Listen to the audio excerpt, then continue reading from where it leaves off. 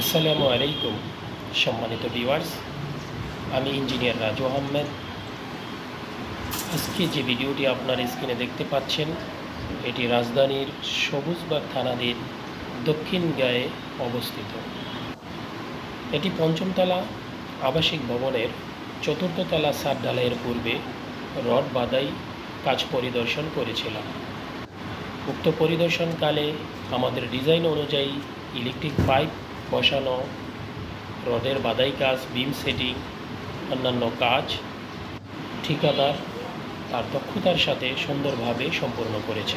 সম্মানিত ভিউয়ার্স, আপনারা নির্মাণ সম্পর্কিত যে কোনো তথ্যের জন্য আমাদের সাথে যোগাযোগ করুন এবং আমাদের এই ভিডিওতে লাইক, কমেন্ট এবং শেয়ার করে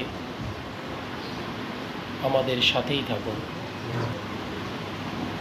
সবাইকে ধন্যবাদ।